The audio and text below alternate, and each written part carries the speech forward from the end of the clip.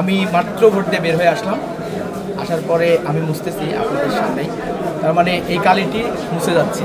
এটা একটা মুছনীয় কালি। আমরা বলেছিলাম একটা অমুছনীয় কালি যেন ব্যবহার করা হয়। আমার মনে হয় যে প্রশাসনের ব্যাপারে কতটুকু আসলে দায়িত্ব পালন করছে আমি জানি না। ভোটের পরিবেশ খুব ভালো মনে হয়েছে, খুবই সুন্দর।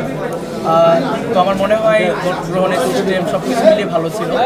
আমরা বলেছিলাম শিক্ষার্থী ভাই বোনেরা যদি তারা নিরাপদে ক্যাম্পাসে আসতে পারে, এই যাতায়াতটা যদি সহজ হয় তাহলে সকলেই ভোট কেন্দ্রে আসবে বলে আমি মনে করি।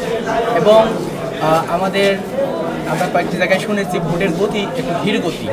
তো আমরা নির্বাচন কমিশনকে অনুরোধ জানাবো, যেহেতু ভোটার সংখ্যা অনেক বেশি, 28,000 ভোটার, তো অবশ্যই প্রধান নির্বাচন কমিশনার স্যার সহ যারাই দায়িত্বে আছেন তারা বিষয়টা দেখবেন।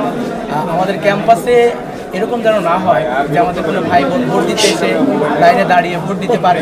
এটা হলে আমাদের জন্য আসলে কষ্ট থেকে যাবে। আমি মাত্র ভোট দিয়ে বের হয়ে আসলাম।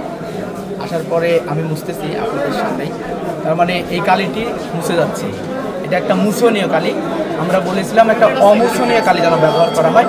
আমার মনে হয় যে প্রশাসনের ব্যাপারে কতটুকু আসলে দায়িত্ব পালন করছে আমি জানি না।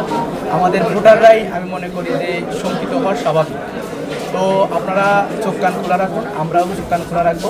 এবং আপনারা অবশ্যই নির্বাচন কমিশনে জানতে চান যে তারা কেন একটা মুছনীয় কালি দেবে, তারা কেন অমুছনীয় কালি দেবে।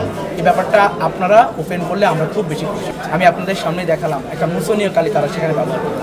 অবশ্যই প্রার্থী হিসেবে আমার সংখ্যা ফলাফল যাই হোক ইনশাল্লাহ ফলাফল আমরা মেনে নিব এবং যারাই বিজয়ী হবে আমরা তাদের সাথে কাজ করব। ভোটারদের প্রতি আহ্বান বলতে আপনারা কেন্দ্রে আসুন, যাকে পছন্দ তাকে ভোট।